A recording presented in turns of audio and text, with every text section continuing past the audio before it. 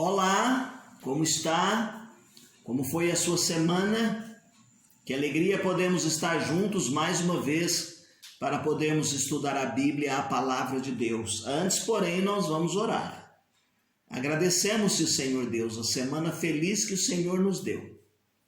Pedimos-te a orientação do teu Santo Espírito para o ensino da tua palavra. É a oração que fazemos no nome de Jesus. Amém. Estamos estudando a carta do apóstolo Paulo aos Tessalonicenses, pensando alguns temas desta maravilhosa carta, a segunda carta de Paulo aos Tessalonicenses. Hoje nós vamos tratar do capítulo 2, começando no verso de número 1, indo até o capítulo 3, iniciando no verso 6, até o verso de número 13, em que o apóstolo vai falar um pouco a respeito de aguardar a volta do Senhor. Como já mencionamos antes, o apóstolo Paulo fez 2 viagens missionárias quando ele saiu de Antioquia na companhia de Silas. Passou por Derbe, por Listra, encontrou-se com Timóteo e ele prosseguiu nessa jornada e chegou a Filipos e foi a Tessalônica, Atenas e Corinto. Nessa última cidade, ele permaneceu 18 meses, 1 ano e 6 meses. Ensinou a palavra de Deus, está registrado lá no livro de Atos, capítulo 18, o verso de número 11. Então, de Corinto, ele vai escrever essas 2 cartas aos Tessalonicenses. Na primeira, que nós já estudamos algumas coisas, ele dá graças a Deus pela fidelidade dos crentes de Tessalônica. Ele fala a respeito da fé, ele fala a respeito do amor e ele fala a respeito da esperança desses crentes. Ele ministra, meus queridos, através da epístola, alguns ensinamentos. E fala nesses ensinamentos também a respeito da doutrina da segunda vinda de Jesus Cristo. Chegam, porém, aos apóstolos e a ele especificamente a informação de que alguns problemas persistiam entre os cristãos tessalonicenses. É isto que o leva a escrever esta segunda carta num período de tão pouco tempo entre a primeira e a segunda carta. 2 passagens hoje vão nos servir como objetivo para o nosso estudo. E nelas o apóstolo Paulo está falando que os crentes precisam estar prontos para a volta do Senhor. E isso implica em estar firmes na fé, mas não abandonar o trabalho, as suas atividades cotidianas, não mergulharem como alguns estavam numa vida de ociosidade. O crente espiritual, ele anseia pela volta do Senhor, como nós ansiamos e queremos que o Senhor Jesus Cristo volte, mas não negligencie em nenhum momento o seu trabalho, a sua atividade. Espiritualidade e ociosidade jamais andarão juntas. O apóstolo vai nos falar, irmãos, no capítulo 2, dos versos 1 e 2, algumas coisas que ele quer alertar a respeito dos falsos ensinos que surgiram. Pregadores de falsas doutrinas introduziram entre os tessalonicenses, deturpando o ensino de Paulo a respeito da parousia, da vinda de Cristo. Eles ensinaram a esses pregadores que o Senhor Jesus já chegara, que a igreja já tinha sido arrebatada, que os crentes tessalonicenses tinham ficado e perderam a oportunidade de ir com Cristo. Como diz 1 Tessalonicenses no verso de número 17, um dos versículos diz que a igreja há de encontrar com o Senhor Jesus Cristo nos ares. Então estão os tessalonicenses diante do fogo da grande tribulação, de provocações de provação, eles ainda estão sofrendo com esta falsa doutrina que as pessoas dizem que eles foram deixados para trás. O apóstolo Paulo apela aos crentes que considerem a doutrina ministrada por ele. O apóstolo Paulo diz que em nenhum momento eles devem se deixar influenciar pela doutrina destes homens, mesmo que alguns tenham escrito cartas em seu nome, tentando influenciar a igreja. Olha só, capítulo 2, verso de número 2 aqui, de 2 Tessalonicenses, que fala a respeito de alguns que até fizeram isto para atrapalhar a vida espiritual dos crentes. O apóstolo Paulo então vem dizendo, meus queridos irmãos, que é preciso permanecer firme e é preciso que não deem ouvido a esses falsos e o que eles sugerem e eles ensinam.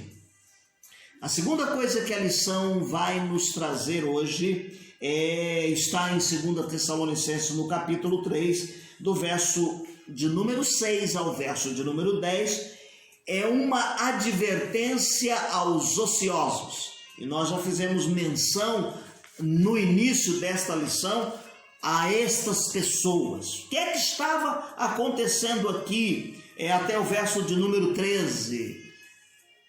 Alguns membros da igreja de Tessalônica aproveitaram-se dos ensinos sobre a volta de Jesus Cristo, ministrada pelo apóstolo Paulo, e estavam deturpando as questões em torno da vinda de Cristo, aproveitando-se também da deturpação que outros pregadores estavam trazendo, e eles estavam entregando-se à ociosidade.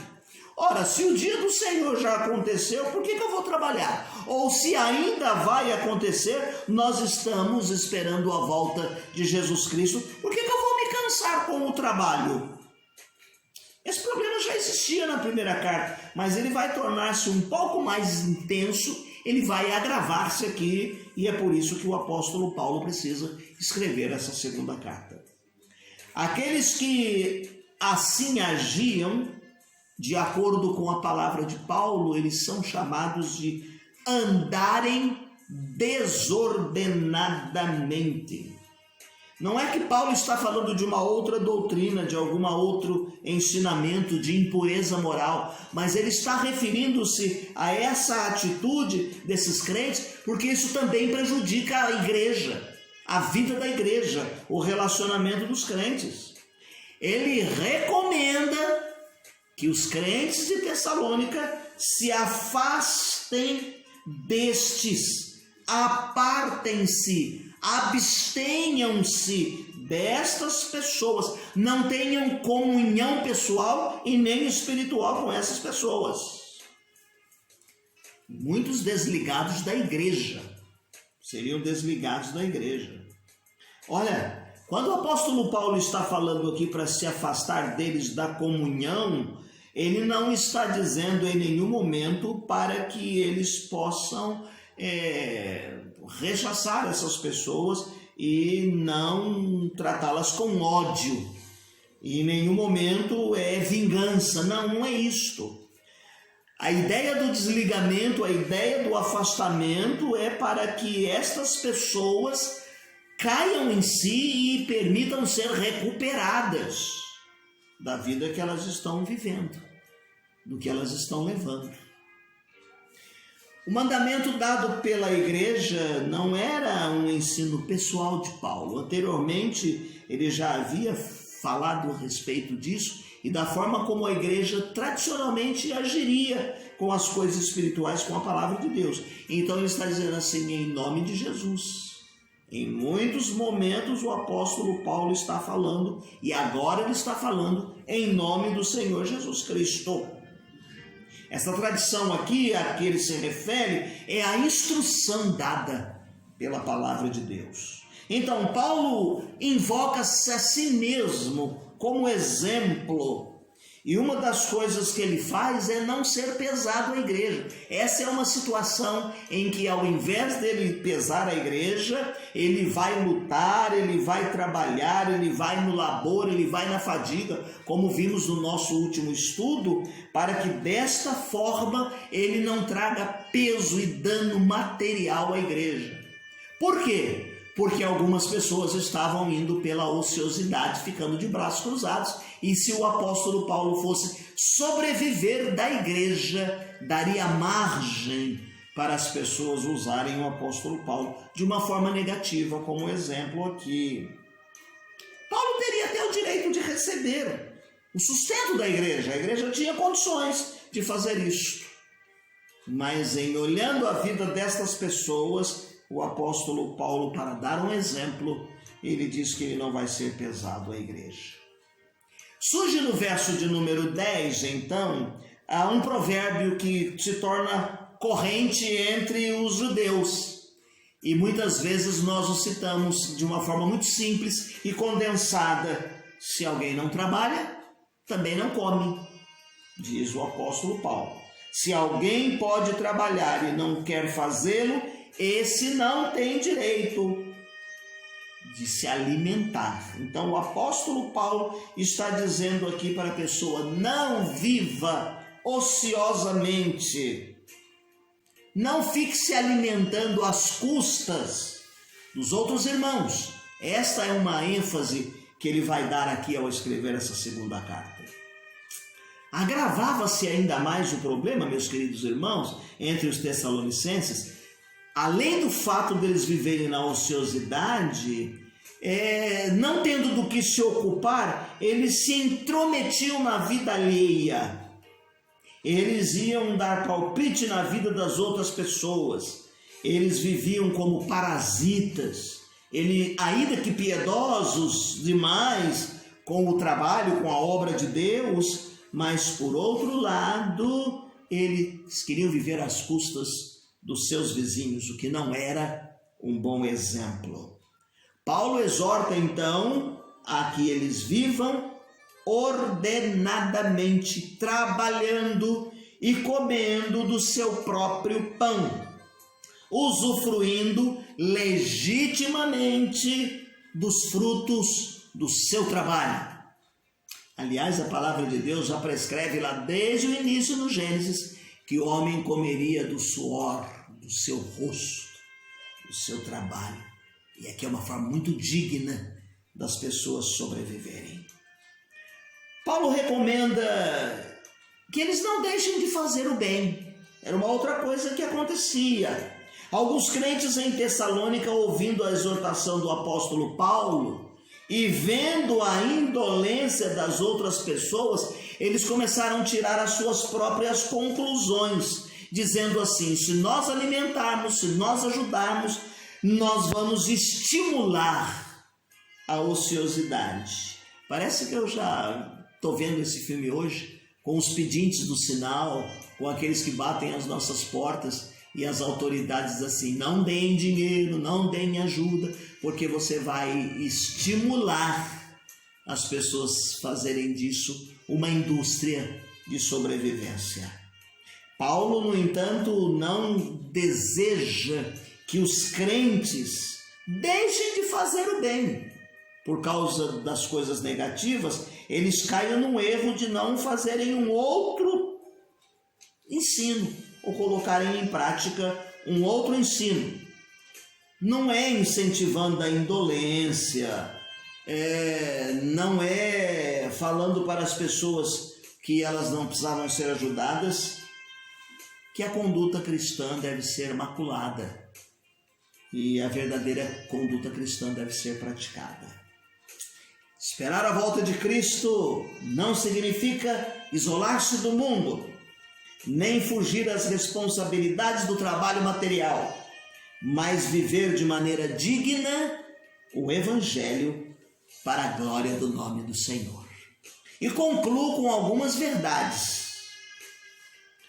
Primeiro, a Bíblia ensina uma ordem cronológica de fatos da parousia.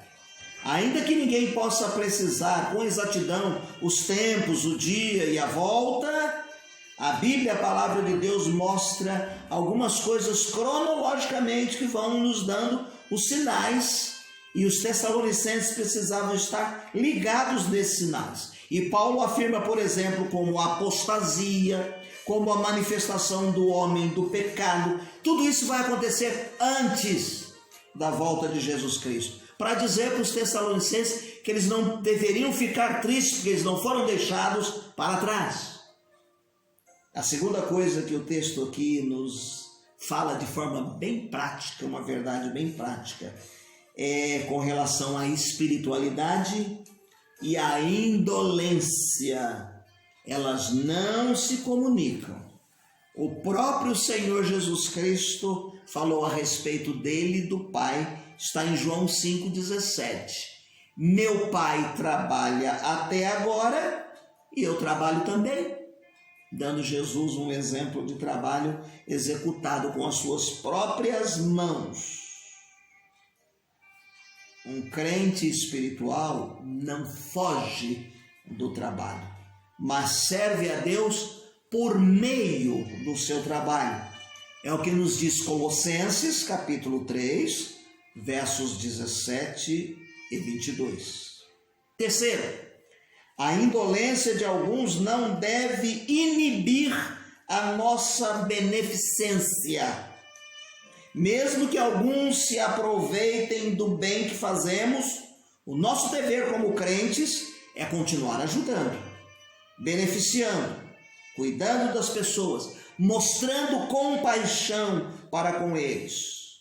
E aqueles que exploram os sentimentos alheios darão contas a Deus com esse procedimento inconveniente.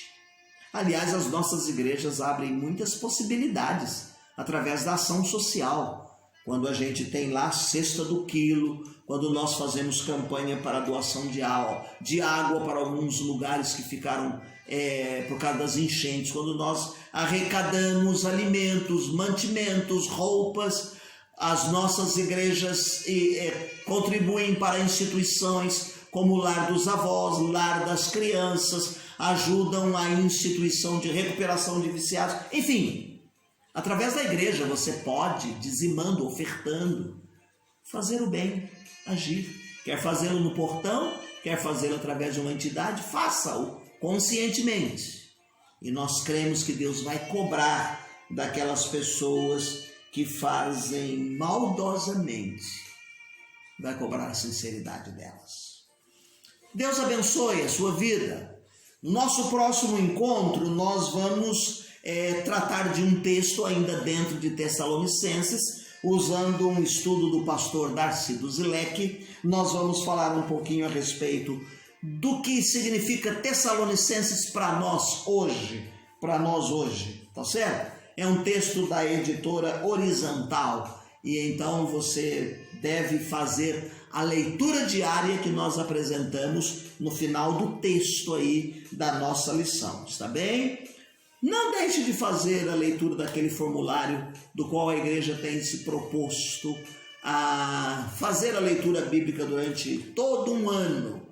E eu quero terminar lendo um hino para nós, 410. No serviço do meu rei eu sou feliz, satisfeito e abençoado, proclamando do meu rei a salvação, no serviço do meu rei. No serviço do meu rei, no serviço do meu rei, minha vida entregarei. Gozo, paz, felicidade tem quem serve ao meu bom rei. Que Deus te abençoe. Tenha uma semana abençoada.